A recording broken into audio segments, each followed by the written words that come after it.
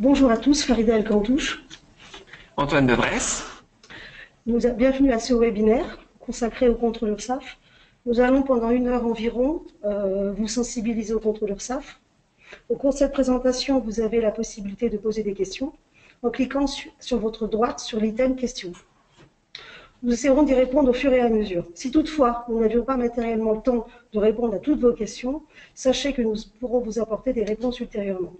Nous avons également préparé pour des sondages 3 questions que nous allons dérouler au fur et à mesure. Cette présentation va intégrer les dispositions du nouveau décret du 8 juillet 2016 qui réforme les relations entre les cotisants et l'URSSAF et qui vient notamment renforcer les droits des cotisants. Alors, ce décret est issu de la loi de financement de sécurité sociale pour 2016 qui prévoyait notamment le renforcement de la motivation des avertissements et des mises en demeure. Ce décret prend en compte les évolutions consacrées par la Cour de cassation au fil des années. Alors, ce qu'il faut savoir, c'est que cette réforme n'est pas nouvelle. On a déjà eu un décret de mai 99 qui portait diverses mesures de simplification et d'amélioration des relations avec les cotisants. Ensuite, en 2007, on a eu un décret du 11 avril 2007 qui est venu notamment réduire le taux des majorations de retard. De 10%, les majorations principales sont passées à 5%. Et un autre point aussi important, l'instauration de la charte du cotisant contrôlé dont on parlera tout à l'heure. Donc, on va parler du fonctionnement des URSSAF. vous parler du fonctionnement des URSSAF, l'approche du contrôle URSSAF, l'inspecteur du recouvrement, mais donc plus particulièrement du contexte du contrôle. Le contexte du contrôle, puis donc un peu de théorie sur le contrôle URSSAF, sur les URSSAF en général. Les différentes étapes du contrôle où justement on intégrera au fur et à mesure tout ce qui est lié au fameux nouveau décret de juillet 2016, les nouveautés en fait liées à ce décret, puis la contestation du contrôle, les voies précontentieuses puis contentieuses, donc amiables auprès de l'URSSAF, puis éventuellement contentieuses devant les tribunaux, notamment avec Farida qui est notre responsable technique sur la partie plus juridique. Donc si on rentre un peu dans la théorie entre guillemets plus globale avant de rentrer vraiment dans le détail du contrôle, ce qui est important de savoir, c'est que les URSSAF, c'est géré comme des entreprises finalement. Elles se sont régionalisées en 2014. Avant, il y avait plus d'une centaine d'URSSAF en France. Maintenant, elles sont plus que 22. Puis ça a peut-être baissé avec le nombre de régions dans le futur. Et ce qui est important quand on compare le contrôle URSSAF, c'est les deux chiffres que vous avez, les deux rangées de chiffres que vous avez en bas. C'est qu'en 2015, il y a eu 488 milliards d'euros liés au système déclaratif que vous déclarez, que les entreprises déclarent et que les déclarent chaque mois, chaque année. Ça fait 488 milliards d'euros. Et en face, il faut mettre le 1,048 milliards d'euros de redressement qui sont entre guillemets à la contrepartie du système déclaratif. Et à un moment donné, il y a le gendarme entre guillemets de l'URSSAF qui vient vérifier que vous déclarez correctement. Donc la première chose importante dans le cadre des contrôles qu'il faut retenir, c'est qu'un contrôle URSSAF, c'est à charge et à décharge. Ça veut dire qu'un inspecteur, il vient pour remettre la situation comme elle aurait dû être si vous aviez, entre guillemets, correctement respecté la législation. Donc ça veut dire que sur les 1,48 milliards de régularisation, eh ben, il y a 873 millions où l'URSSAF vous prend de l'argent, et il y a quand même 175 millions de restitution, où l'URSSAF vous rend de l'argent. Alors en théorie, l'inspecteur, il est censé le faire de lui-même. Si vous avez trop cotisé, il vous rembourse. Bon, ben, maintenant, c'est vrai que si des sociétés comme les nôtres existent, ben, ça veut bien dire que souvent, il faut mettre le doigt quand même là où vous auriez trop cotisé pour être à l'initiative de cette demande de remboursement.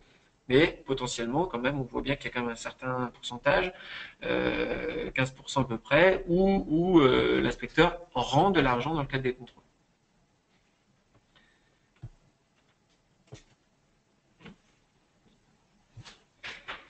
Donc, l'approche du contrôle. Alors là, on va vous poser justement une première petite question, premier petit sondage. Vous allez pouvoir répondre. Alors, Donc la première question, De quand date votre dernier contrôle URSSAF? Alors, s'il est ancien en 2012, 2013, 2014, 2015 ou 2016. Donc on va vous afficher cette question.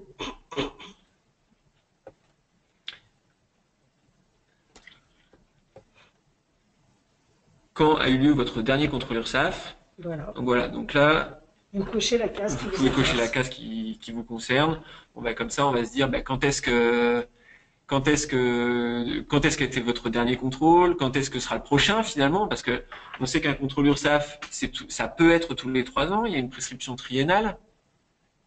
Donc, là, on voit qu'il y a quand même parmi les gens, parmi vous qui nous écoutez, il y en a 37% qui ont eu leur dernier contrôle en 2012. Donc c'est vrai qu'on peut se dire, bon, 2016, j'y ai échappé. 2017, peut-être je vais avoir un nouveau contrôle. Parce que c'est vrai que si vous avez eu un contrôle en 2012, il a concerné les années 9, 10, 11. 9, 10, 11. La prescription, c'est 3 ans. Donc, ça veut dire que l'année 2012 est prescrite, l'année 2013 est prescrite, est quasiment prescrite. Hein, elle sera prescrite à la fin de l'année, on en reparlera tout à l'heure. Mais si vous n'avez pas de contrôle qui a commencé au mois d'octobre, c'est sûr que l'URSSAF viendra plus vous contrôler l'année 2013. Donc, vous pouvez vous dire que l'URSSAF, finalement, en 2012, on vous a contrôlé 9, 10, 11. 2012 est prescrit, 2013 est prescrit. 2007. Même quelqu'un parmi vous nous dit que c'était même 2007. Donc c'est vrai que la prescription c'est 3 ans, mais potentiellement, on va le voir aussi peut-être au fur et à mesure, mais que l'URSSAF, par rapport à ce qu'on disait tout à l'heure sur la professionnalisation en quelque sorte, c'est que les URSSAF essayent de cibler là où ça vaut le coup d'aller chercher des cotisations. Donc dans les grandes entreprises comme les vôtres, ça vaut le coup d'y aller régulièrement, mais si lors de votre dernier contrôle, par exemple, dans votre cas en 2007, ça n'a pas donné grand-chose, l'URSSAF se dit, ça sert à rien que je monopolise un, voire 2 inspecteurs, parfois dans les grandes entreprises,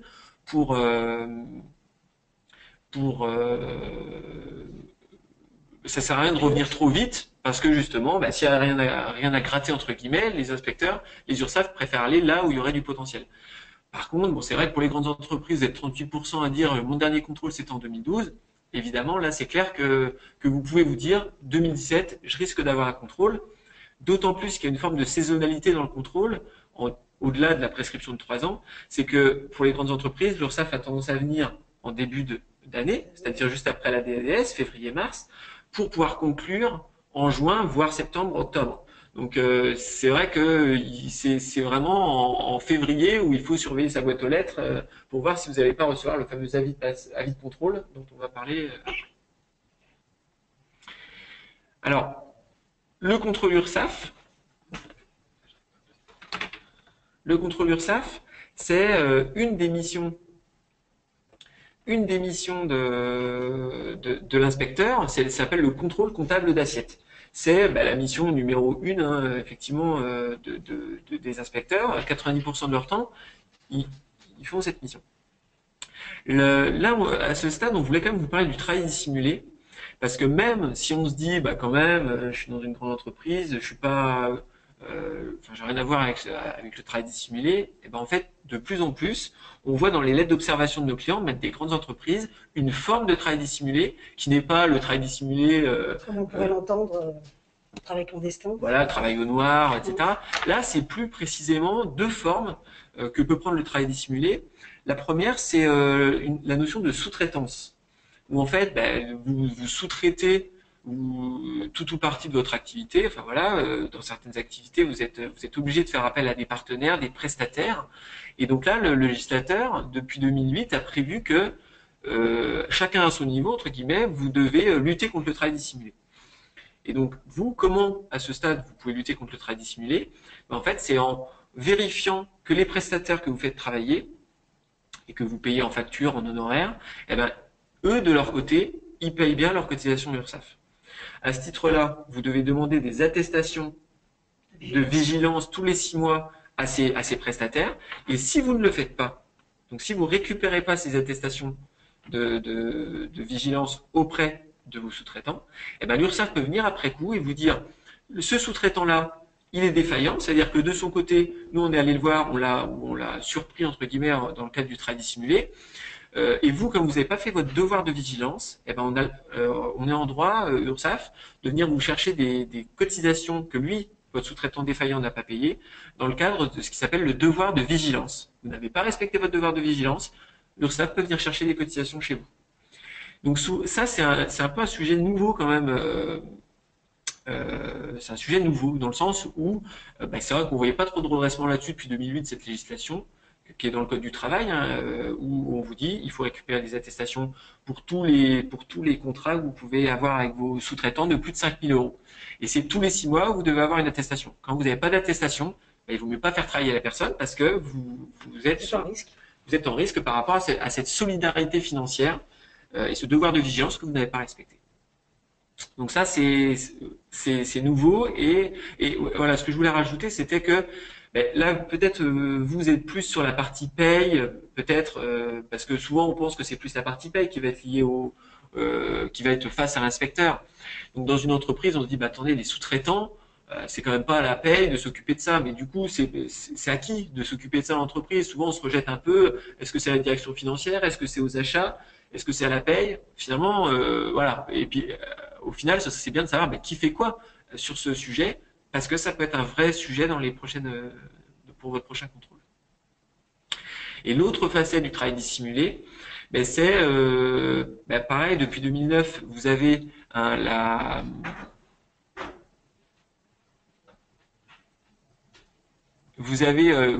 notion d'auto-entrepreneur qui a été créé, un statut particulier. Là, pareil, l'inspecteur, dans la liste des documents il vous demande la DAS 2, la DAS des honoraires. Donc c'est un document fiscal, mais où est reporté tous les gens que justement vous payez pas en salaire, mais que vous payez en honoraires, en droits d'auteur, d'autres formes de rémunération. Et du coup, là, l'inspecteur, il va se dire, attendez, il va essayer d'établir éventuellement un lien de subordination qui pourrait y avoir entre votre société et l'auto-entrepreneur que vous faites travailler. Parfois, on voit, par exemple, il y a un salarié qui bossait chez vous, il part, il démissionne, ou il est licencié, etc. Mais finalement, il avait une expertise particulière. Entre-temps, il a créé son auto-entrepreneur. Voilà, vous le reprenez. Sauf que s'il a que vous comme client, etc., l'inspecteur, il peut essayer de requalifier en salaire quelque chose que vous avez payé en honoraire. Donc ça, c'est aussi une possibilité qu'a avoir l'inspecteur dans le cadre de ses prérogatives et de son contrôle triennal.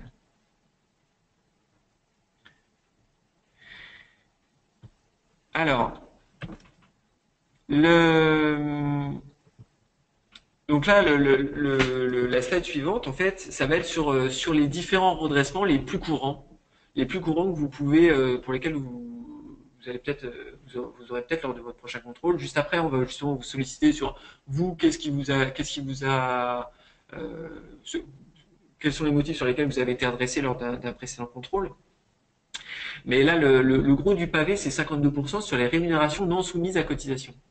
Donc c'est vrai que c'est hyper large comme sujet, parce que là-dedans, il y a tout ce qui est avantage en nature.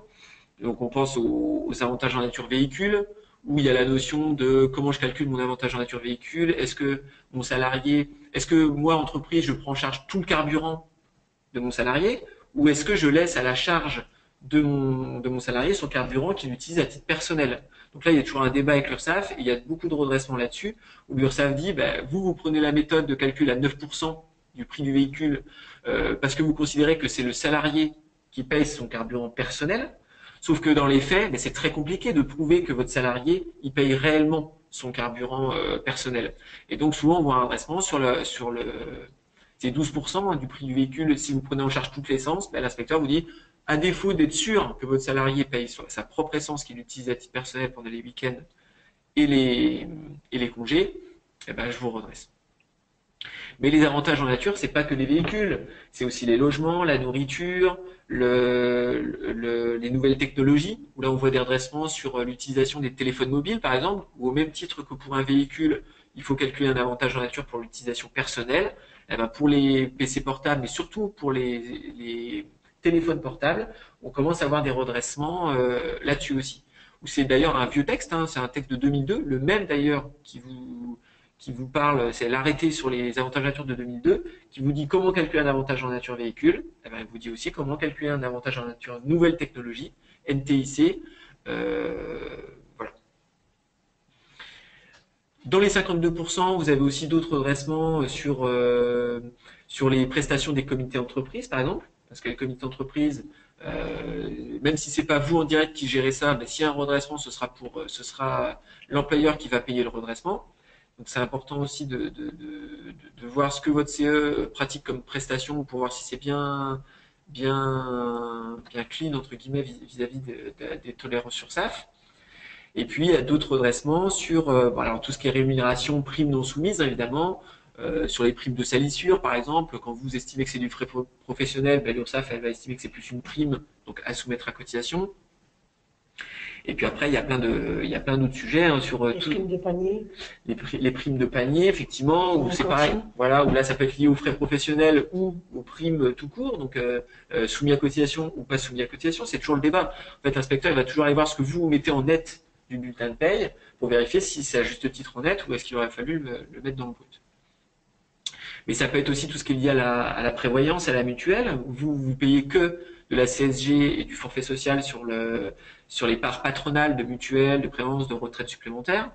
Mais l'URSSAF essaie de remettre en cause ça en disant bah oui, mais c'est pas collectif, c'est pas obligatoire, donc l'exonération peut être mise en cause à ce stade.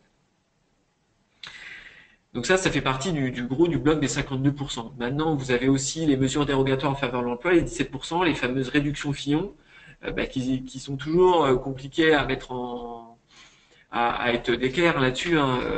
Nous, on estime toujours qu'un contrôle URSSAF où il n'y a rien sur les allègements Fillon, c'est presque louche dans le sens où peut-être il y aurait eu des réductions à vous rendre, peut-être à vous restituer dans le cadre du contrôle, parce que être 100% bon sur le Fillon, c'est hyper compliqué. Parce que sur le cas classique, les logiciels pratiquent bien les choses, mais dès que vous avez de la maladie, des entrées-sorties, des cas particuliers, les logiciels ont parfois un peu de mal, les logiciels de paie ont parfois un peu de mal à calculer le juste Fillon. Donc c'est pour ça qu'on voit aussi 17% de redressement, la partie rouge, sur pratiquement uniquement tout ce qui est réduction Fillon. Il y a aussi donc les frais professionnels, on a commencé à les évoquer, 9% ou 11% plutôt, ou 9%, ouais, voilà, sur la partie frais professionnels, où là, tout ce qui est indemnité kilométrique, panier, il y a des redressements là-dessus, parce qu'il faut toujours apporter la preuve que votre salarié utilise vraiment son véhicule personnel pour les primes de transport, domicile de travail. Quand votre salarié vient en voiture, il faut bien avoir les cartes grises, des attestations de vos salariés comme quoi ils viennent en voiture, etc. Parce qu'on voit aussi pas mal de redressements là-dessus, où l'URSSAF essaie de remettre en cause ces primes de transport, domicile de travail. Après, les redressements, ça peut être aussi lié à la jurisprudence, notamment sur les, par exemple, comme exemple, on peut donner une jurisprudence que toutes les URSSAF utilisent, c'est une jurisprudence de septembre 2012 sur la faute grave, où en fait, la Cour de cassation a estimé sur un cas que si vous avez fait une transaction suite à une faute grave, c'est que quelque part, vous renoncez à la qualification de faute grave. Et donc, du coup, à ce titre-là, l'inspecteur est en droit de dire, sur le montant X que vous avez versé dans le cadre de la transaction, il y a un ratio de ce montant qui correspond au préavis que vous auriez dû payer si c'était un licenciement pour cause réelle et sérieuse. Et donc, du coup, à ce moment-là, vous auriez dû payer le préavis. Et donc, la jurisprudence de 2012 a tendance à dire ça, quoi, que l'inspecteur est en droit de requalifier une partie de la transaction en préavis et donc calculer des cotisations dessus. Donc ça, c'est un redressement que toutes les URSSAF utilisent. Et donc forcément, si c'est un cas unique dans votre entreprise, de le faire une fois de temps en temps, c'est pas un redressement qui coûte très cher, dans le sens où ça va être des cotisations sur les 2 ou 3 mois de préavis que votre salarié aurait en cas de licenciement. Par contre, si c'est un mode de rupture un peu récurrent et que vous utilisez pour faire partir vos salariés, là, évidemment, ça va être un redressement à 2, 3, 4 000 euros par salarié dans ce cadre-là. Un autre redressement aussi qu'on voit quand même, et c'est important d'y faire attention, c'est les ruptures conventionnelles de plus de 55 ans. Donc c'est pareil, c'est pas forcément quelque chose qui arrive tous les 4 matins, mais là l'URSSAF vous dit, comme votre salarié a plus de 55 ans, il faut être en mesure de prouver que votre salarié ne pouvait pas partir à la retraite. Et donc à ce titre-là, il faut obtenir une attestation de la CARSAT qui dit ça, qui dit votre salarié enfin, c'est même pas votre salarié, c'est une attestation que la CARSAT fait au salarié lui-même. Donc c'est-à-dire que c'est pas vous qui pouvez demander l'attestation à la CARSAT, c'est votre salarié qui doit faire la demande à la CARSAT parce que la CARSAT ne répond que au salarié. Donc, quand il y a un salarié qui veut partir en rupture conventionnelle de plus de 55 ans, avant de lui dire OK, il faut qu'il obtienne ce document de la CARSAT, parce que l'obtenir déjà sur le moment, c'est compliqué, parce que les CARSAT, des fois, elles freinent un peu des cas de fer pour donner cette attestation. Mais en plus, si c'est après coup lors du contrôle, là, c'est encore plus compliqué. Voilà. Mais donc, il faut obtenir cette attestation de la CARSAT. L'URSSAF a une circulaire qui dit pas d'attestation au redressement. Donc, effectivement, c'est un redressement assez classique. Voilà, donc c'est quelques exemples parmi d'autres qu'on peut vous donner, sur ces thèmes-là. Après, il y a comme les 9%, les cotisations et versements annexes, c'est notamment tout ce qui est versement transport, où là, le versement transport, par exemple, on peut effectivement ne pas payer du versement transport pour certains salariés quand ils travaillent pas dans la zone de transport parce qu'ils sont itinérants, des choses comme ça. Encore faut-il pouvoir le prouver et avoir des éléments qui vont pouvoir expliquer que votre salarié ne travaille pas de façon sédentaire, mais voilà, c'est quelqu'un, c'est un commercial qui traverse toute la France et donc il n'est pas dans une zone de transport et donc vous pouvez l'exonérer. Encore faut-il pouvoir le justifier lors du contrôle. Aujourd'hui, les URSSAF sont de plus en plus restrictifs sur ce point-là. Donc, il faut vraiment justifier, avoir des preuves de ces éléments. Donc, si vous avez des questions sur vos, n'hésitez pas. Alors justement, n'hésitez pas à les poser dans l'encart qui est prévu à cet effet. Mais là, de toute façon, on va vous poser une petite question aussi sur quels sont vos. Lors de vos derniers contrôles, quels sont les chefs de redressement qui vous ont été notifiés? Alors, est-ce que vous avez eu des avantages en nature, des frais professionnels? Ça concernait peut-être aussi des indemnités de rupture ou les réductions de charges. Donc là, bon, on vous laisse répondre. Et puis, alors, soit à l'issue de, soit pendant l'heure les 40 minutes qui nous restent, soit après coup, on pourra vous répondre par mail aussi à vos questions, prendre contact surtout avec vous pour connaître vos particularités. Mais c'est vrai que voilà, on vous laisse répondre pour voir un peu la tendance. Mais c'est vrai que les quatre thèmes qu'on vous a donnés, le Fillon remporte toujours un grand succès dans les redressements, parce que c'est vrai que comme on vous disait tout à l'heure, c'est difficile d'être vraiment bon sur la déduction Fillon. Alors, donc quelqu'un nous dit que c'était pas un de ces quatre thèmes principaux. Vous pouvez nous dire sur quel thème c'est.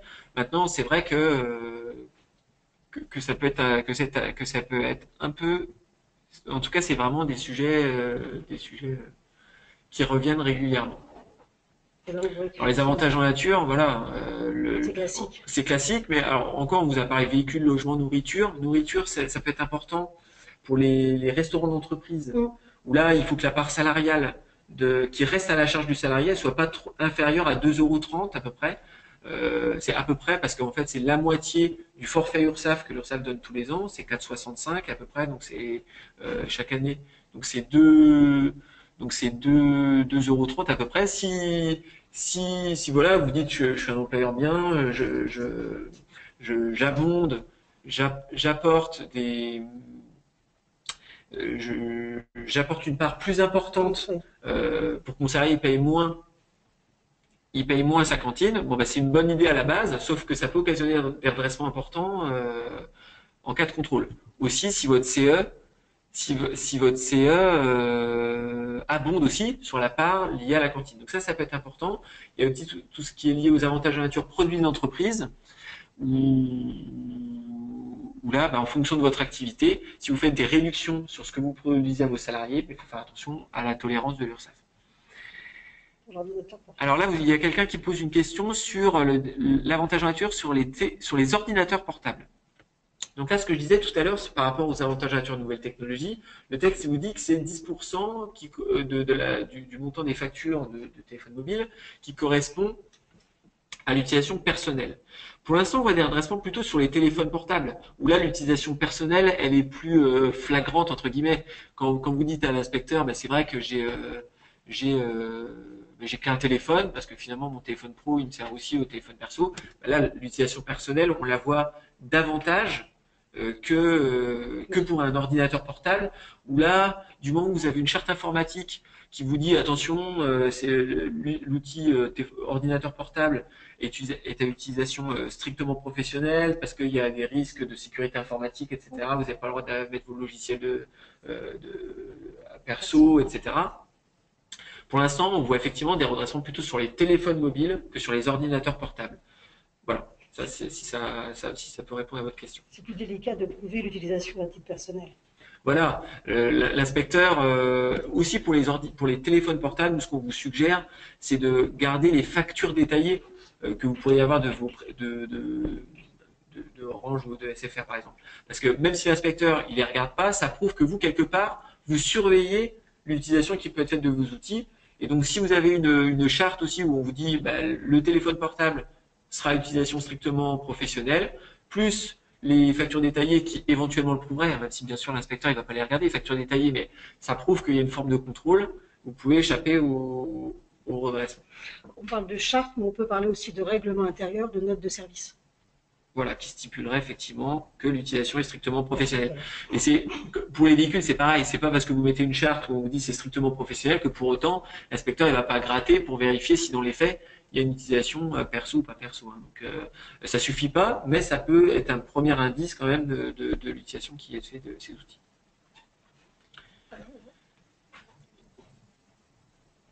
Voilà, donc sur les redressements les plus récurrents. Voilà, donc là on partage peut-être ce qui sort de ce fameux petit sondage. Voilà. Donc bon, c'est équilibré. Maintenant, il y a d'autres motifs. Là, on vous a mis les principaux motifs. Il y a d'autres motifs. N'hésitez pas à nous poser vos questions aussi sur vos autres motifs, le cas échéant. Alors. Là, on continue nos slides. Donc justement, ce qui ne, un des sujets du fameux décret, qui n'est pas le principal, mais Farida va vous en toucher un mot. Alors, le décret donc, du 8 juillet 2016 apporte une nouveauté. Alors bon, on ne sait pas encore quelles vont être vraiment les conséquences de cette nouveauté. On change de vocable, à savoir que le cotisant maintenant sera dénommé la personne contrôlée et l'inspecteur du recouvrement devient l'agent chargé du contrôle.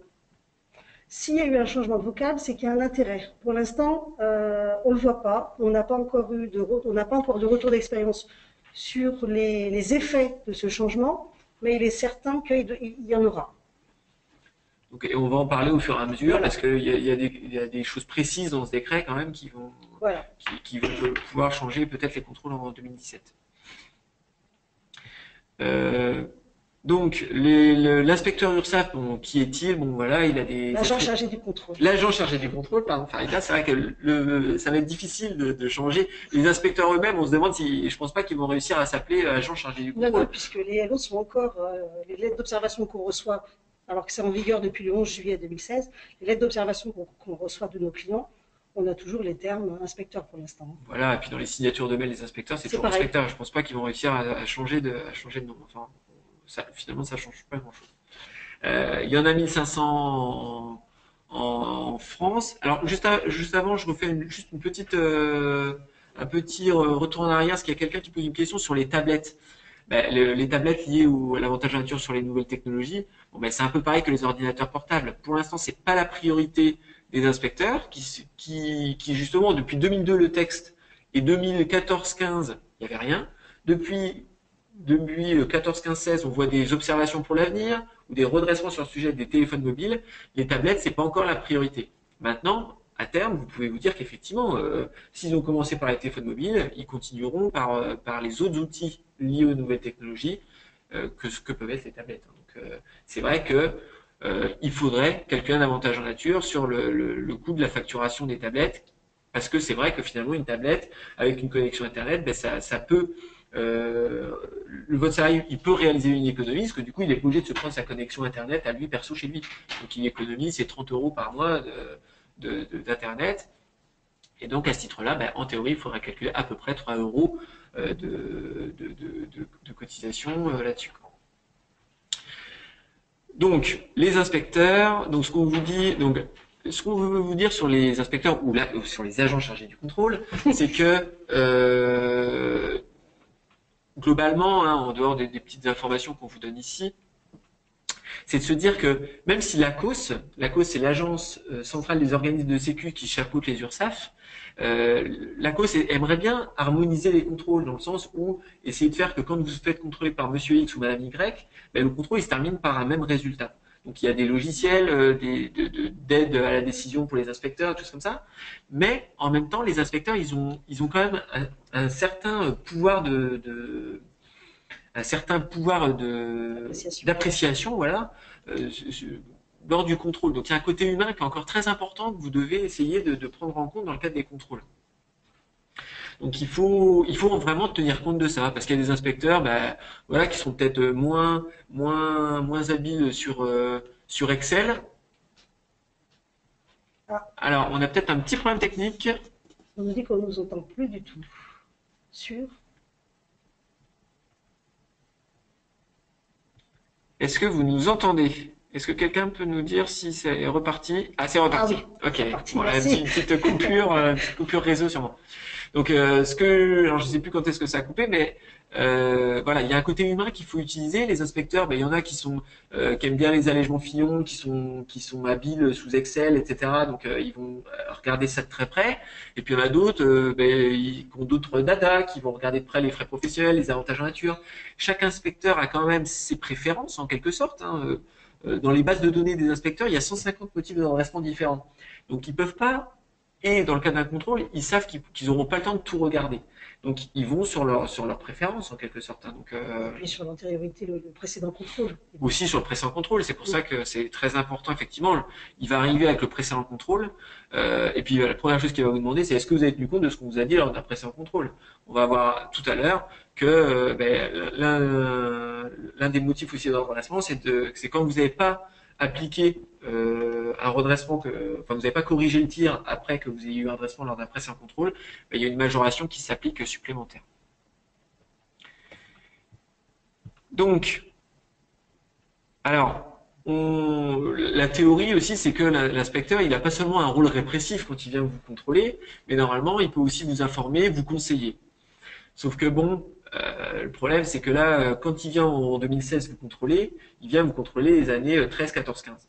Vous, si vous avez des questions, c'est plutôt sur l'année 2016. C'est plutôt sur l'année 2016 que vous auriez des questions. Voilà. Sauf que l'année 2016, lui, il ne la contrôle pas encore. Donc du coup, on peut se dire que ça va pas être la meilleure personne pour vous répondre sur l'année 2016.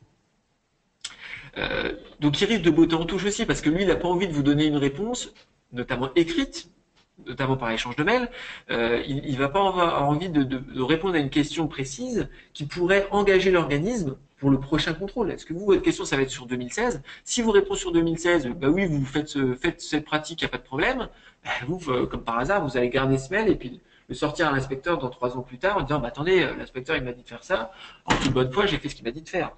Donc l'inspecteur, il va plutôt vous rediriger vers le rescrit social. Le rescrit social, c'est, je pose une question à l'URSSAF quand vous n'êtes pas en cas de contrôle, donc il dit, attendez la fin du contrôle, vous pourrez poser une question. Dans le cadre du rescrit social, vous posez une question et l'URSSAF vous répond, et c'est une réponse qui l'engage, justement. Donc il aura tendance à botter un peu en touche et vous envoyer vers cette solution. Ce qu'il faut savoir aussi, c'est que lorsque vous êtes en contrôle, vous n'avez pas la possibilité de faire de rescrit. Voilà. Donc il faut attendre la fin du contrôle pour ça. Alors ces prérogatives donc de visite dans l'entreprise, on s'en serait douté. Le PV d'obstacle à contrôle, c'est quelque chose qu'il peut faire, mais qu'en fait dans les faits il fait très rarement parce que PV d'obstacle à contrôle, c'est vraiment vous fermez votre porte le jour où il vient. Mais ça peut être aussi, donc ça je pense que vous n'allez pas faire ça.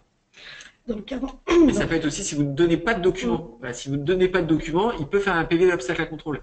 Mais ce qu'on voit quand même, c'est que l'inspecteur, si vous ne donnez pas le document qu'il vous demande, il vous dit je veux telle facture de la comptabilité, vous la donnez pas, lui en fait il a un moyen bien plus dissuasif de vous le faire trouver ce document, c'est de vous redresser dessus. En fait, à un moment donné, à la fin du contrôle, quand il vous l'a réclamé 3 fois, le document, et que vous le donnez toujours pas, et vous dit, moi, cette facture dans la compta, je sais pas ce que c'est.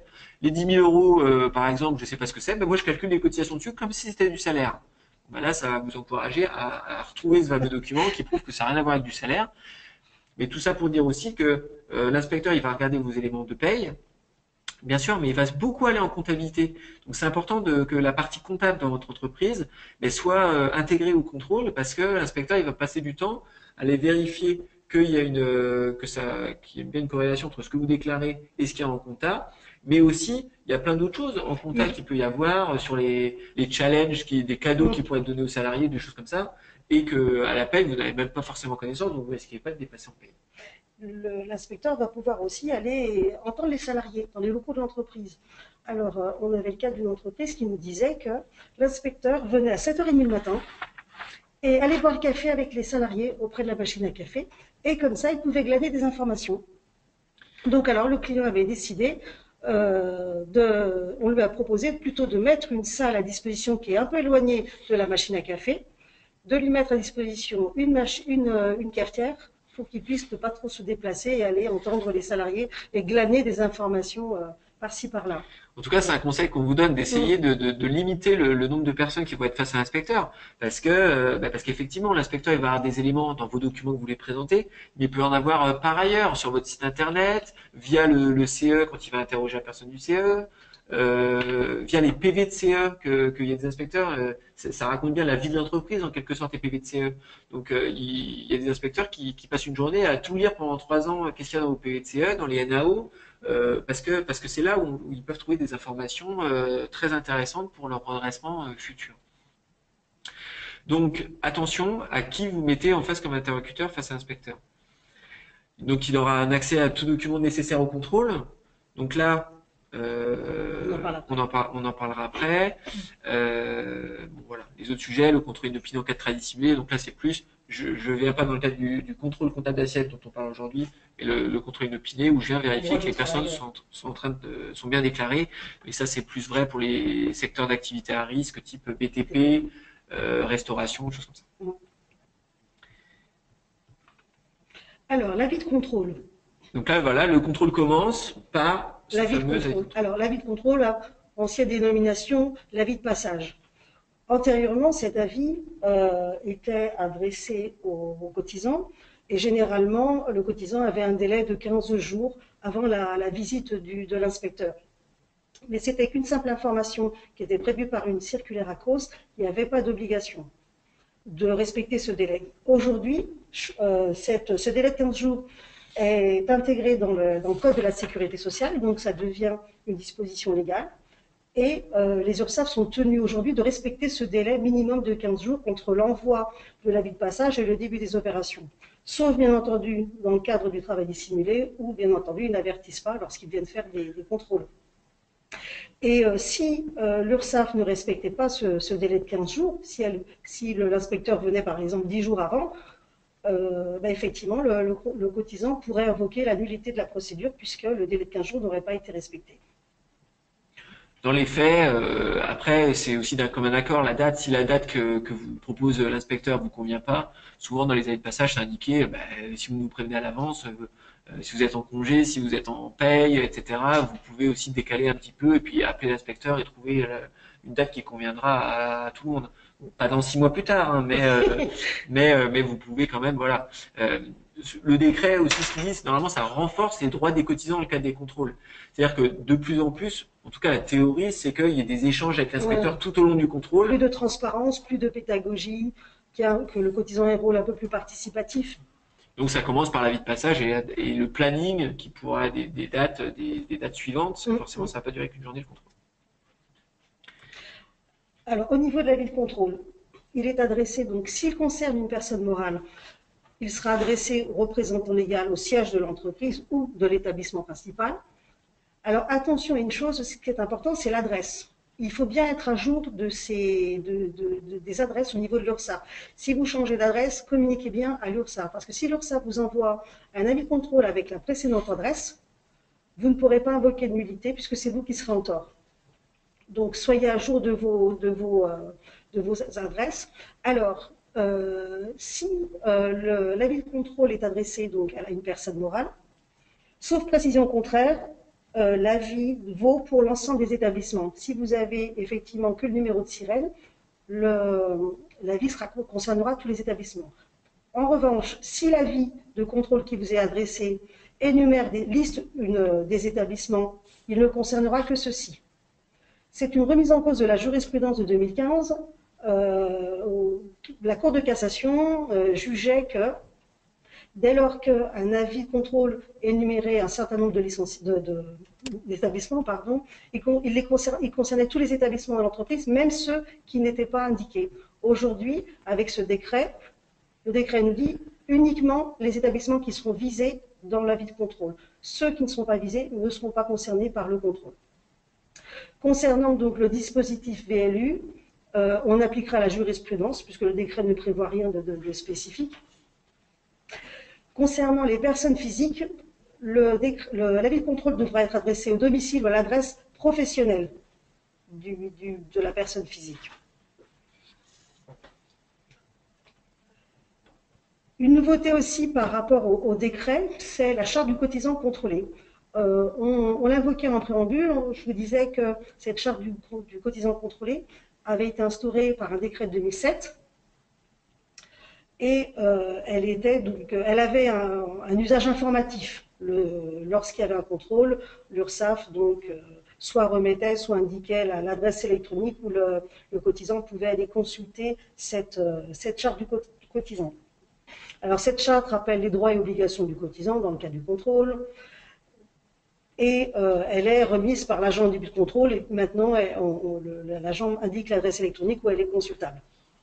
Ce qu'il faut savoir, c'est que en 2008, on avait donc le rapport Fouquet et dans ce rapport, une proposition du groupe de travail avait été faite pour rendre opposable cette charte du cotisant contrôlé, à l'instar de la charte du contribuable vérifié en matière fiscale. Donc le groupe de travail souhaitait une harmonisation de manière que la charte du cotisant contrôlé en matière sociale ait la même valeur que celle en matière fiscale. C'est chose faite puisque désormais, avec le décret du 8 juillet 2016, le contenu de la charte du cotisant contrôlé a une valeur juridique et le cotisant peut donc la rendre opposable à l'URSSAF.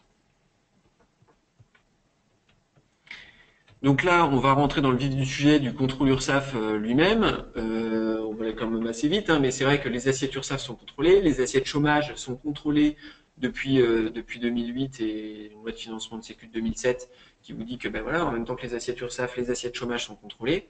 Mais ça peut être aussi d'autres caisses, la GESA, la Maison des artistes, qui n'ont pas de corps de contrôle. Et parfois, si vous avez des VRP ou des artistes, il faut les déclarer aussi. Et c'est l'inspecteur, dans le cadre de son contrôle, qui va les vérifier également.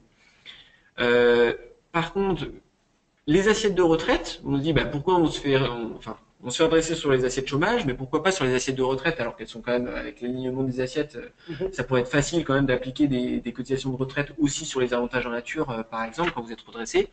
Mais là, on voit que les caisses de retraite, elles se sont pas mis d'accord avec les URSSAF pour contrôler. Donc, tant mieux pour les cotisants, ça fait quand même moins de redressement, une charge moins importante. Et le CICE, si vous êtes concerné par le CICE, parce que parmi nous, il y a des agents du public, donc il n'y a peut-être pas de CICE. Mais donc pour ceux qui ont le CICE, la chance aussi, c'est que alors que ça fait 3 ans que le CICE existe, les lettres d'observation que vous recevez, que les contrôles et jusqu'à les lettres d'observation de cette fin 2016, les inspecteurs excluent le CICE du périmètre du contrôle. Ça veut dire qu'ils se laissent une porte ouverte pour, en 2017, par exemple, revenir et contrôler que le CICE. Mais comme pareil que pour les caisses de retraite, le fisc s'est pas mis d'accord avec l'URSSAF et donc du coup le CICE n'est pas contrôlé. Donc ça c'est aussi une bonne nouvelle pour les entreprises parce que y a le CICE que vous avez déclaré, il ne devrait pas être mis en question, en tout cas dans le cadre des contrôles URSSAF.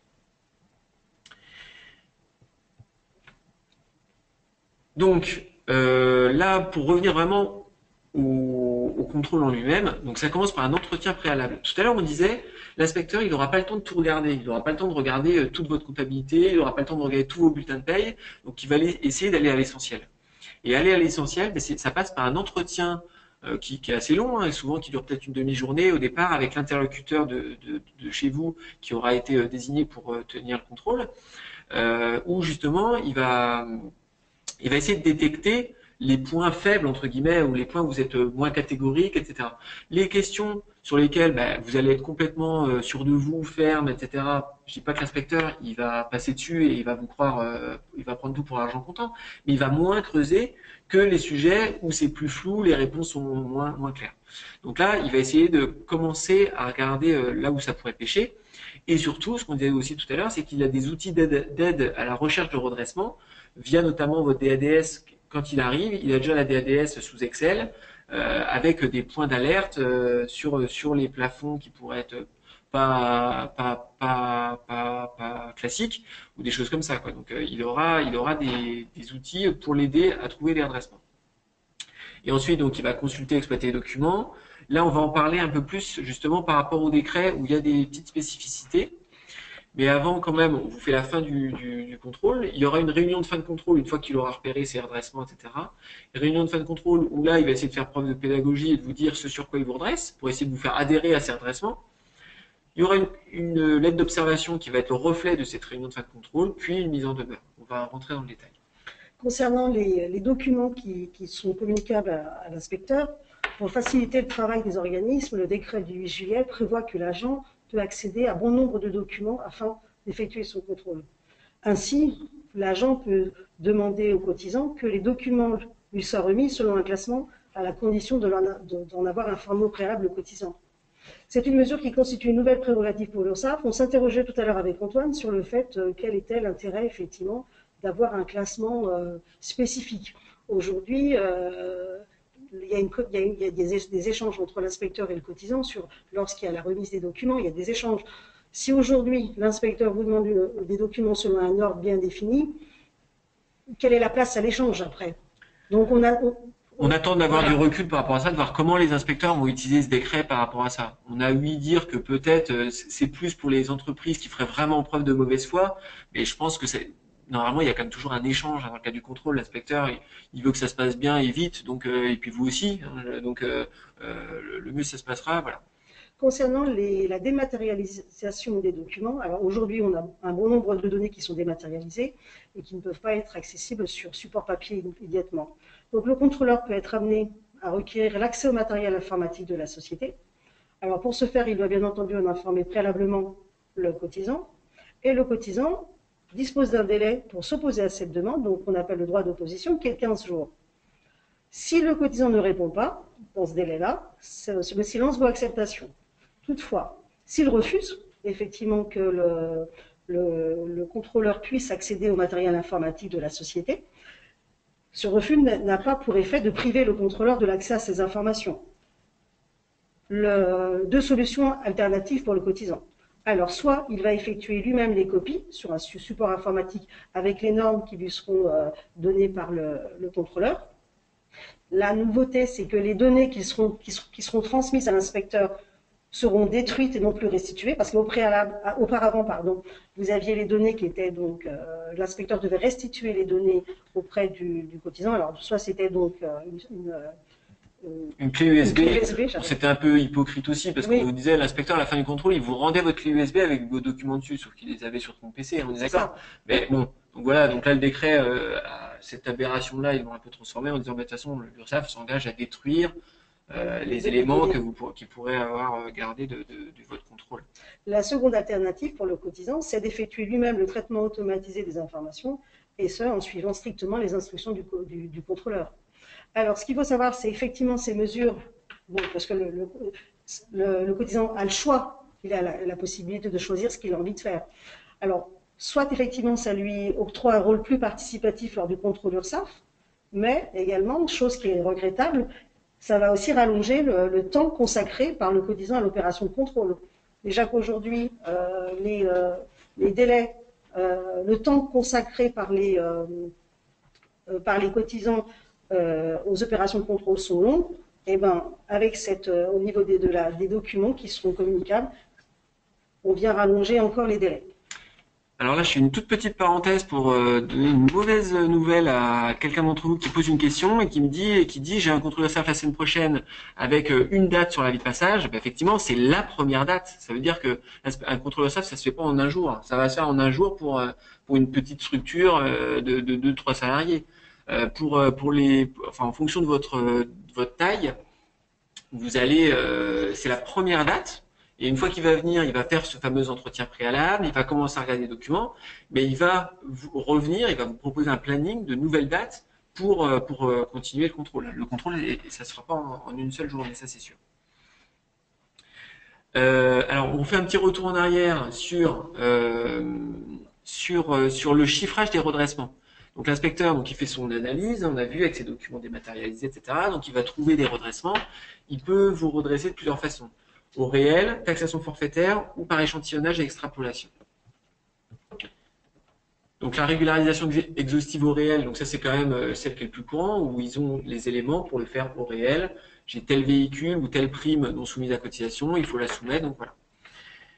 La taxation forfaitaire, donc celle-là, elle est possible quand votre comptabilité ne serait pas probante. Bon, ça, avec les commissaires aux comptes, etc., c'est pas dans cet axe-là que l'URSSAF va, mais plus sur le fait qu'elle estimerait que les justificatifs produits ne seraient pas probants. On a eu des cas où, par exemple, pour les allègements Fillon, il faut être en mesure de dire, bah, j'ai tant de milliers d'euros de défalqués sur mon tableau URSSAF, il faut pouvoir être en mesure de le détailler, de dire pour quel salarié concerné, etc. Si vous ne pouvez pas le faire, ben l'inspecteur a le droit de dire je redresse tout. Et puis après, il y a les voies quand même de contentieux pour se justifier et contester, mais ça peut être une problématique. Et puis après, il y a la méthode par échantillonnage et extrapolation. C'est-à-dire l'inspecteur, il dit bon, il y a trop de notes de frais, c'est surtout sur les notes de frais et les allègements Fillon qu'on voit ça. Il y a trop de notes de frais. Moi, ce que je vous propose, c'est de regarder qu'un petit périmètre et puis d'extrapoler à toute la population. Donc là, tout ce qui est, on va vous envoyer les slides après, donc là on accélère un petit peu, on vous enverra les slides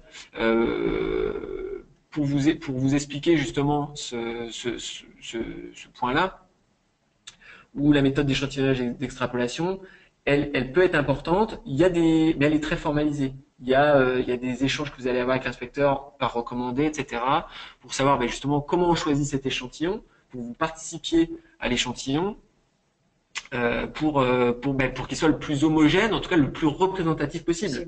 Parce que s'il n'est pas représentatif, forcément l'extrapolation qui pourrait être faite, c'est une méthode mathématique, hein, donc elle pourrait être à votre désavantage. Mais s'il y a une chose à retenir sur ce point-là, c'est que nous, on vous conseille plutôt de la choisir, par exemple pour l'allègement Fillon, parce que finalement, vous prenez le risque que l'URSSAF calcule un redressement moins important que s'il l'avait fait au réel. Et le texte, justement, prévoit que si au contraire, vous avez l'impression que le redressement calculé est supérieur à ce qu'il aurait été s'il avait été au réel, eh ben le texte prévoit que vous avez le droit de calculer vous-même au réel le redressement. Et donc nous, c'est une mission qu'on propose à nos clients de recalcul du Fillon au réel. Puis après, évidemment, on compare à ce que l'inspecteur a lui trouvé par la méthode mathématique par extrapolation. Et puis si c'est inférieur, on lui présente des chiffres qu'il acceptera. Donc vous recevez, le contrôle est terminé, vous recevez la lettre d'observation. La lettre d'observation va indiquer les redressements qui vous seront notifiés, les crédits éventuels, les observations pour l'avenir dès lors que l'inspecteur ne veut pas vous redresser, mais souhaite pour l'avenir vous dire voilà, vous n'êtes pas votre pratique n'est pas correcte, je ne vous redresse pas, mais je souhaite que pour l'avenir vous soyez en conformité. Donc là, c'est justement une question d'entre vous où vous dites, on prend en charge en tout cas, vous avez une observation pour l'avenir lors d'un précédent contrôle. Vous avez été alerté par l'URSSAF sans pénalité. Donc c'est ça, c'est l'observation pour l'avenir. C'est un redressement à zéro, en fait. On vous dit, pour les 3 années que je contrôle, je suis tranquille, pas de problème. Par contre, pour le futur, il faut corriger. Et si là, le contrôle suivant arrive et vous n'êtes toujours pas corrigé, non seulement vous serez redressé dessus, de toutes les cotisations de sécurité sociale et de chômage, mais en plus, vous aurez une pénalité de 10%. Pénalité de récidive. Pénalité pour récidive, voilà. Voilà, lorsque le contrôleur constate l'absence de prise en compte des observations notifiées lors d'un précédent contrôle. Donc ça, c'est depuis 2014. Donc là, effectivement, pour l'année prochaine, en 2017, sur les années 14, 15, 16, si vous n'avez pas corrigé, l'inspecteur vous appliquera cette pénalité de 10%, donc en plus sur les 3 années. Alors, la lettre d'observation va contenir les différents chefs de redressement, les considérations de fait de droit qui constituent les constatations de l'inspecteur, ça ne change pas. On va indiquer le montant des assiettes correspondants, les cotisations, etc., le mode de calcul, le montant des redressements et éventuellement les majorations et pénalités de retard. Vous allez avoir aussi les éléments qui vont caractériser le constat d'une absence de mise en conformité, c'est ce qu'on disait. Ce qui est important, c'est que antérieurement, l'inspecteur pouvait constater l'absence de bonne foi du cotisant. Avec le décret, le constat de l'absence de bonne foi est supprimé. Le cotisant n'aura plus à établir sa bonne foi. Donc ça, c'est important. Au niveau des majorations et pénalités, ce qu'on a constaté avec Antoine, c'est que dans les lettres d'observation, vous avez, à la fin de la lettre d'observation, vous avez la mention qui dit que le cotisant peut s'acquitter de la totalité des sommes dues.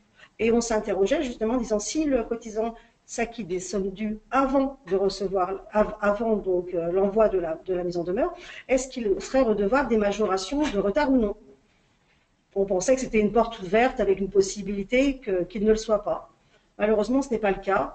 Même si le cotisant s'acquitte à réception de la lettre d'observation des cotisations, il sera quand même tenu au paiement des majorations puisque une mise en demeure sera adressée. Alors, au niveau de la phase concernant la réponse à la lettre d'observation, antérieurement, le cotisant ne disposait d'aucun moyen pour contraindre l'URSSAF de rectifier la liste des documents établis. Le contrôleur indiquait la liste des documents qu'il avait donc consultés et le cotisant ne pouvait rien faire, ne pouvait pas demander d'ajouter ou de supprimer un document, ce n'était pas possible. Le décret du 8 juillet lui offre cette prérogative. Le cotisant peut, si le juge nécessaire, proposer des ajouts à cette liste. Alors, pourquoi c'est important? C'est tout simplement important dans la mesure où si lors de ce contrôle, il n'y a pas d'observation sur une thématique précise et que 3 ans plus tard, l'inspecteur revient et qu'il veut redresser sur une thématique qui n'avait pas fait l'objet d'un redressement précédemment, ça permet aux cotisants justement de dire bah, regardez, moi, dans le cadre du précédent contrôle, j'ai demandé à ce que soit ajouté à cette liste tel document, ce qui montre bien que l'inspecteur en a eu connaissance et qu'il a pu statuer en toute connaissance de cause et que s'il ne m'a pas redressé, c'est qu'il considérait que ma pratique était conforme. Aujourd'hui, vous ne pouvez pas revenir me dire que je ne suis pas conforme alors que précédemment c'était conforme. Donc ça, c'est des éléments qui sont importants à prendre en compte. Alors, l'agent est tenu de répondre aux observations dès lors qu'elles lui ont été adressées avant la fin du délai de 30 jours. Le décret se montre un peu plus précis puisqu'il précise que la réponse doit détailler chaque motif de redressement, donc tout ce qui concerne les montants annulés, les montants maintenus. Et chose importante, c'est si à l'issue du contrôle URSSAF, il résulte un seul créditeur, c'est-à-dire que votre lettre d'observation est créditrice, le crédit vous sera notifié et le remboursement doit être effectué dans un délai maximum de 4 mois suivant sa notification. Alors, c'est une harmonisation avec le délai qui est prévu par l'article 243.6, dernier alinéa du Code de la Sécurité sociale, qui prévoit que l'URSSAF doit répondre à une demande du cotisant dans le délai de 4 mois. Alors, bien entendu, il n'y a pas de sanction, puisque dans la réalité, ce délai de 4 mois est très rarement respecté. Mais voilà, lorsque vous aurez un seul créditeur, apparemment, ce sera dans le délai de 4 mois que l'URSSAF devra vous le notifier. Et dans ce premier délai de 30 jours, en fait, l'inspecteur, vous aurez essayé de le convaincre pendant le contrôle de ne pas faire tel ou tel redressement. Donc pendant le délai de 30 jours, ça va être compliqué de le faire changer d'avis. Par contre, vous pouvez le faire changer d'avis sur le chiffrage. Donc nous, on axe nos contestations là-dessus en disant d'accord, enfin on se prononce pas en tout cas sur le principe d'un redressement. Par contre, sur le chiffrage, ben, parfois l'inspecteur il a fait ça un peu à la louche, donc on peut essayer d'individualiser par salarié ou en tout cas de faire quelque chose d'un peu plus précis qui minore le redressement. Donc là, l'inspecteur, il va être OK pour baisser son redressement parce que vous remettez pas en cause le principe de son redressement, mais le chiffrage qu'il en a fait. Donc là, sur le premier délai de 30 jours, il ne faut pas hésiter à répondre sur ce thème-là. Alors, dernière question pour le sondage. On vous demande si vous avez eu un contrôle URSSAF en 2016 et si vous êtes toujours dans les délais de contestation. Alors, au niveau de la mise en recouvrement, donc vous avez reçu la lettre d'observation, vous avez fait valoir vos observations auprès de l'inspecteur et ensuite vous avez l'enclenchement de la procédure de recouvrement forcé. Donc, à compter du 1er janvier 2017, le décret du 8 juillet apporte cette précision, c'est que à compter des mises en demeure qui seront notifiées à compter du 1er janvier 2007, ces mises en demeure devront être très détaillées. Contrairement au passé, vous aurez vraiment tout ce qui concerne la cause, la nature, le montant, les périodes, les majorations, les montants qui seront notifiés dans la lettre d'observation corrigée, le cas échéant, la référence et les dates de la lettre d'observation, le dernier courrier établi par l'agent, Et les montants indiqués devront tenir compte des sommes déjà réglées. Donc, si vous voulez, par rapport au modèle que vous aviez au préalable, vous aviez un tableau avec les années concernées, vous aviez le montant total des redressements, ensuite vous aviez une colonne avec les majorations. Aujourd'hui, cette mise en demeure devient obsolète. Et dorénavant, vous avez une mise en demeure qui sera vraiment détaillée et qui sera vraiment très claire pour le cotisant, puisque vous aurez pour chaque chef de redressement le montant du redressement, etc., etc. Donc, votre mise en demeure sera vraiment plus claire. Donc là, on fait juste un petit intermède avec le sondage précédent où on vous dit qu'effectivement, il y a 14% d'entre vous qui sont encore dans les délais de contestation. Donc, à ce titre, on vous dit, n'hésitez pas à nous envoyer votre lettre d'observation. On pourra en faire une lecture critique et puis vous donner un avis dessus sans que ça vous engage en quoi que ce soit, mais que vous puissiez qu'on puisse vous dire si oui ou non il y aurait un intérêt à contester tout ou partie de votre lettre d'observation. Donc là, Farida vous a parlé justement de la mise en demeure que vous allez recevoir suite à la lettre d'observation. Dans cette mise en demeure, donc, vous allez avoir les montants des cotisations dues, vous allez aussi avoir les majorations de retard. Alors les majorations de retard, juste un petit laïus, vous avez deux types de majorations. Les majorations principales qui constituent un forfait qui sont de l'ordre de 5%. Et puis vous avez les majorations complémentaires, ce qu'on appelle loyer de l'argent, qui sont de 0,4% par mois aux fractions de mois écoulés. Alors, pour les remises, elles sont possibles. Pour les majorations principales, si les conditions auxquelles se rapportent les majorations ont été réglées, et l'employeur doit en faire la demande auprès du directeur de l'URSSAF compétent. On a aussi là la suppression de la bonne foi du cotisant, qui a été supprimée par le décret. Concernant les majorations complémentaires, on sait qu'il est plus difficile de demander la remise. Alors auparavant, le texte nous disait que c'était sauf en cas de circonstances exceptionnelles ou de force majeure. Cette notion est supprimée et remplacé par des notions d'événements présentant un caractère irrésistible extérieur. Alors, on ne voit pas trop encore la différence. On vous laisse juge. On vous laisse juge de savoir effectivement quelle est la différence entre ces. Mais en tout cas, l'URSSAF, elle estime que les 0,4%, elle vous a prêté de l'argent. Donc, elle vous a prêté de l'argent. Donc, comme vous n'avez pas payé vos cotisations en 13, 14, 15, pour le contrôle de 2016, elle vous fait payer les 0,4% par mois à compter de l'année, alors pour l'année 2013, à compter de février 2014, parce qu'elle estime que sur votre tableau URSSAF final de fin janvier 2014, vous auriez pu rectifier les choses. Donc vous êtes en retard à partir de février 2014. Et donc les 0,4% par mois de retard s'appliquent à partir de cette date.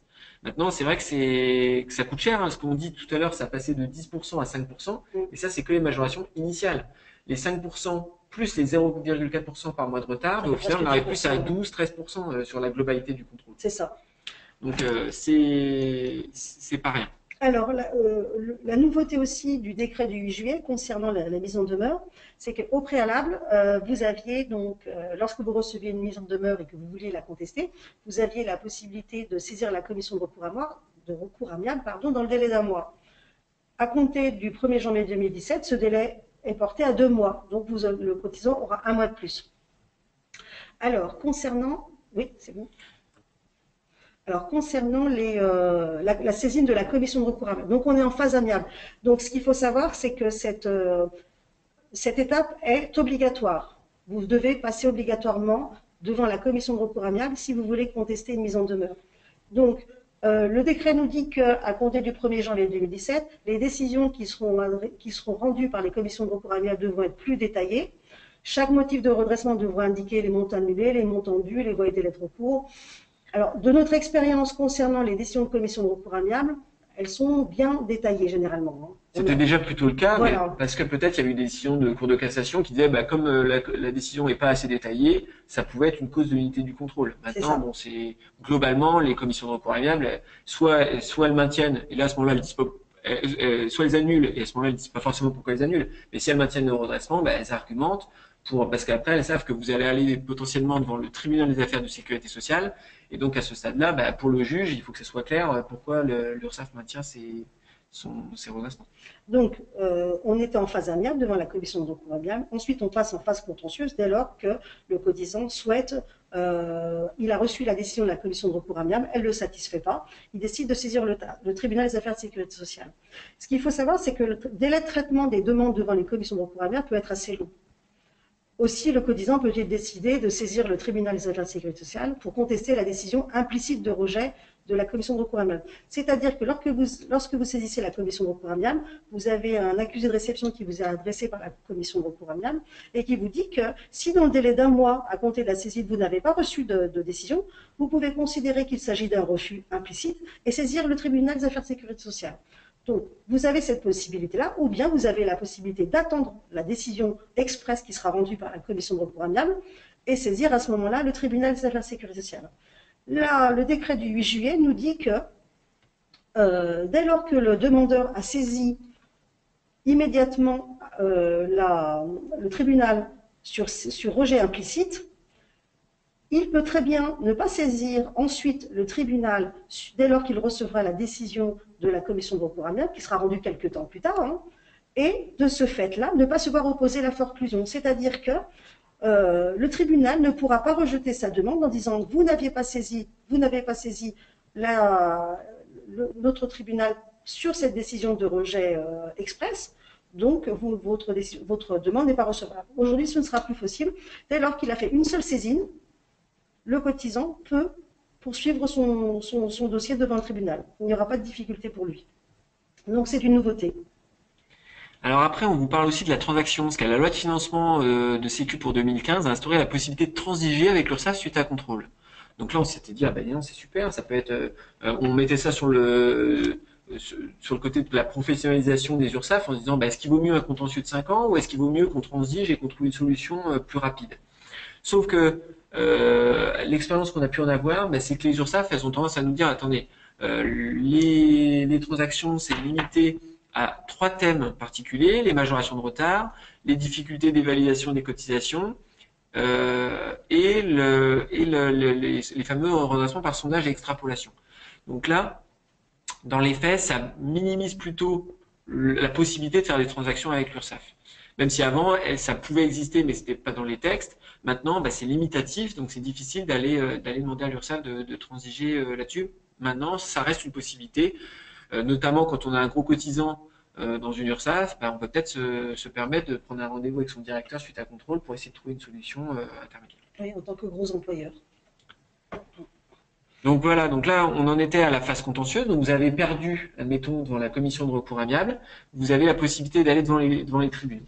Alors, ce qu'il faut savoir, c'est que l'assistance d'un avocat n'est pas obligatoire et la procédure est orale. Alors, si les sommes en jeu sont supérieures à 4 000 € et que le jugement du tribunal ne vous satisfait pas, vous avez la possibilité de saisir la cour d'appel dans le délai d'1 mois.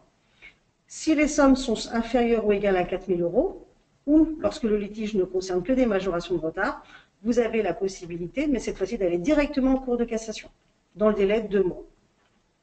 Alors, une chose qui est importante, c'est par rapport à la contrainte. Lorsque vous avez reçu une mise en demeure et qu'elle n'a pas été contestée dans le délai d'1 mois antérieurement au 1er janvier 2017 et de 2 mois à compter du 1er janvier 2017, vous avez la possibilité de saisir le tribunal dans un délai de 15 jours. Alors, ce que prévoit donc le décret, c'est qu'antérieurement, dès lors qu'une saisine avait été faite, un demandeur pouvait être condamné à une amende de 3 000 € dès lors que son recours était jugé comme abusif ou dilatoire. Cette possibilité donc d'amende est étendue au cas d'opposition à contrainte abusive ou dilatoire. Ça, c'est important. Et l'amende est égale à 6% des sommes dues avec un minimum de 150 €. Donc ce qu'on disait juste avant, c'est que si la décision du tribunal des affaires de sécurité sociale ne vous satisfait pas, il y a soit l'appel, si on a des enjeux supérieurs à 4 000 €, soit le pourvoi en cassation. Et malheureusement, si vous gagnez devant le tribunal des affaires de sécurité sociale, c'est l'URSSAF qui peut faire appel. Donc c'est vrai que quand on s'engage dans la voie contentieuse, faut s'attendre à, voilà.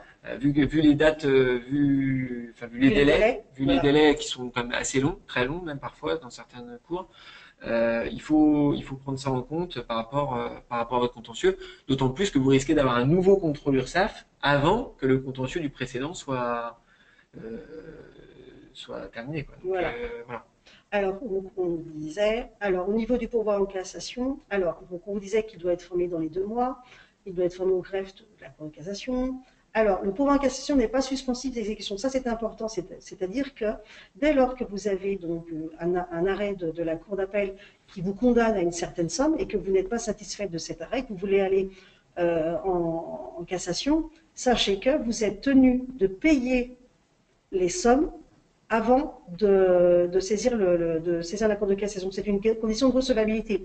Admettons que vous ne payez pas les sommes, les condamnations, vous faites un pourvoi, et ben votre pourvoi sera rejeté parce que vous n'avez pas respecté cette condition-là. Alors ça, c'est très important, sauf que dès que vous aurez reçu la mise en demeure et que vous avez commencé le précontentieux puis le contentieux, vous allez quelque part être obligé quand même de la payer, la mise en demeure, par rapport à la notion d'attestation de compte à jour. Oui. Parce que si vous payez pas, pour votre business du quotidien, potentiellement vous n'aurez pas vos attestations de compte à jour et donc vous ne pourrez pas forcément répondre à vos appels d'offres ou etc. Tout dépend de la thématique effectivement du redressement et le fait aussi que dès lors que vous ne vous acquittez pas du redressement, vous avez les majorations de retard qui courent. Hein. Qui continuent à courir, les fameux 0,4% par mois de retard, ils vont continuer à courir. Donc si vous ne payez pas parce que vous n'avez pas besoin de mettons d'attestation de compte à jour, si le contentieux dure 4 ans, vous aurez 48 mois fois 0,4% en plus de majorations qui s'appliqueront. C'est ça. Donc il faut vraiment tenir compte dans le cadre du paiement de la mise en demeure. C'est pas parce que vous payez que vous n'avez pas le droit de contester. Vous pouvez dire je paye mais je conteste. Mais ça vous évite, si vous perdez au bout du compte, d'avoir des majorations de retard qui peuvent être très importantes. Voilà. On vous remercie de votre participation à ce webinaire.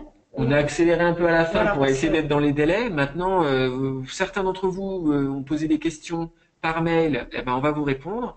N'hésitez pas à continuer à poser vos questions sur l'adresse mail qu'on vous a indiquée pour poser vos questions si vous le souhaitez. On vous rappellera. Et puis, on vous remercie pour votre participation. Un questionnaire va vous être envoyé, donc si vous voulez bien le remplir, ça peut nous aider à nous améliorer encore pour l'avenir.